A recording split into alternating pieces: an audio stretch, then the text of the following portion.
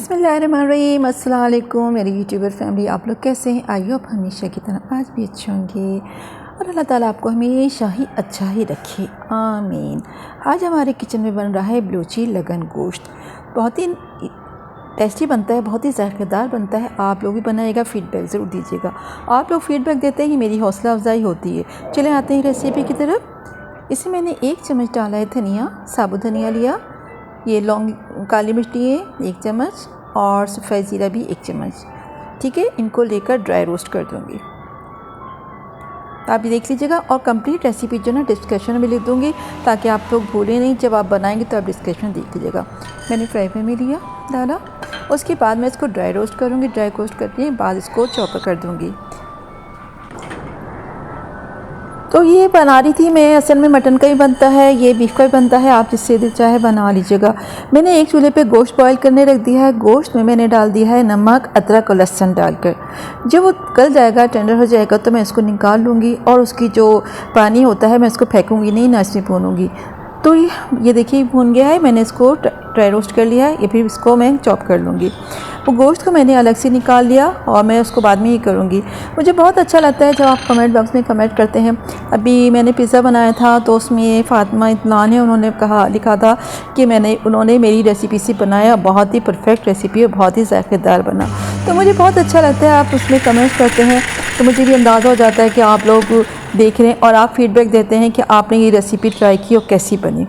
क्योंकि ये रेसिपी जो बनाती हूँ मैं वैसे ही बनाती हूँ। ये देखिए मैंने गोश्त बॉईल करके रख लिया और ये जो है धनिया है और हरी मिर्च 4 अदद लिए हैं और 5 अदद साबुत लाल मिर्च लिए और गरम मसाला लिया। पुदीना लिया आधा कप लिया और आधा कप यानी 125 ग्राम मैंने दही लिया।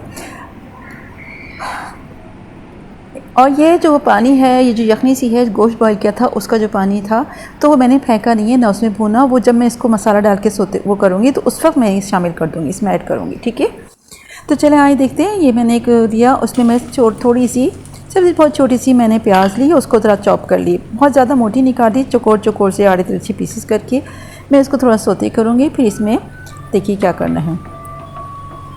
अभी कुछ लोगों ने मुझसे कहा था कि आपने कटिंग सिखाई है, लेकिन कटिंग कैसे की जाती है, उसका साइज़ कैसे लिया जाता है वो भी सिखाइएगा। वो लुबना आरिफ ने लिखा था, तो मैंने कहा इंशाल्लाह ताला वो भी मैं करूँगी। क्योंकि बात यह है कि ज़ाहिर बात है, इसको भी देखना उसको भी देखना। इंशाल्लाह उनको भी मैं अब आप लोगों को किस तरह साइज़ दिया जाता है वो भी बताऊँगी। ठीक है, तो आप लोग इसीलिए मैं कहती हूँ मेरे चैनल अगर आपने सब्सक्राइब नहीं किया तो सब्सक्राइब कर लीजिएगा, बेल आइकन पर क्लिक कर लीजिएगा ताकि आपको जो भी मैं रेसिपी अपलोड करती हूँ फ़ौरन मिल जाए। ये अभी जो गोश्त मैंने बॉईल किया था अदरक लहसुन और नमक डालकर, वो इसमें हल्का सा 1-2 मिनट सिर्फ फ्राई करूँगी, ज़्यादा नहीं, बस ऐसे ही थोड़ा सा फ्राई करूँगी। इसके बाद मैं इसमें ऐड करूँगी मसाला ज़्यादा आस्ता।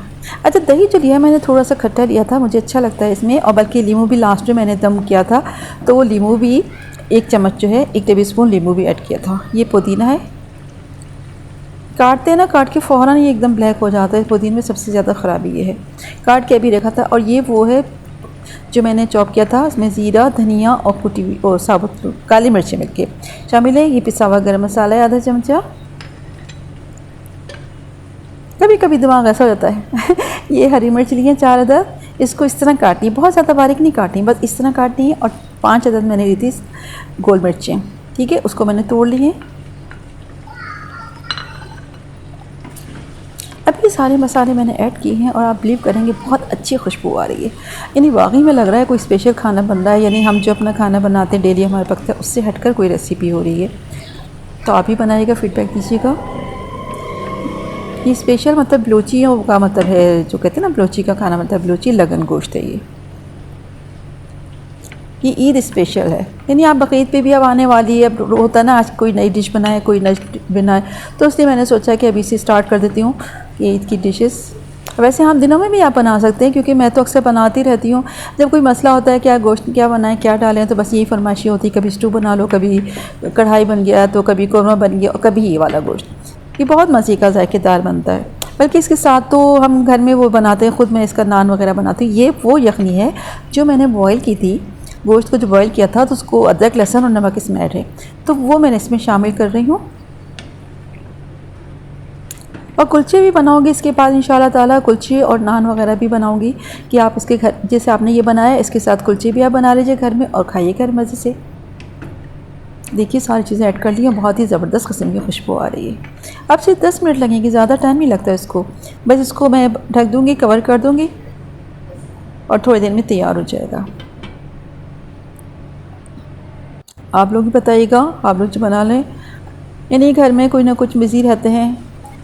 ये देखिए वाह, ज़बरदस्त किस्म का मसाले वगैरह, दही थे ना, तो दही का भी अपना पानी निकलता है। और थोड़ा सा जो एक छोटी सी कटोरी थी, तो मैंने गोश्त को जो बॉईल किया था उसमें अदरक लहसुन और नमक था, वही इसमें शामिल कर दिया। तो बहुत ही ज़बरदस्त बनता है। आप भी बनाइएगा, फीडबैक ज़रूर दीजिएगा, अपना ख्याल रखिएगा। हालांकि गर्मी बहुत होती है किचन में, लेकिन कुकिंग करते हैं तो इस तरह की डिशेस बनाते हैं तो कोई मसला नहीं होता, क्योंकि फिर मज़ा खुशी जब होती है जब टेबल पे खाना आता है, सब लोग बहुत अप्रिशिएट करते हैं कि वाकई बहुत जायकेदार बना है। यानी सारी थकान जो ना हो दूर हो जाती है जब तारीफ़ होती है ना खाने की, बहुत ज़बरदस्त बन रहा है। या फिर जब घर में कोई कहता है आज क्या पक रहा है, बहुत ज़बरदस्त किस्म की खुशबू आ रही है, फिर मुझे खुशी होती है, यानी चलो मेहनत जो हो रही है वसूल हो गई। ये लीजिए सालन तैयार हो गया, बन गया है बलोची लगन गोश्त। ठीक है, ये बन गया। और अब मैं इसके बाद रेसिपी अपलोड करूँगी कुलचे की या नान की। ठीक है, तो इसलिए मैंने आपको कहा मेरा चैनल सब्सक्राइब कर लीजिएगा। इंशाल्लाह फिर रेसिपी साथ मिलेंगे। अल्लाह हाफिज़।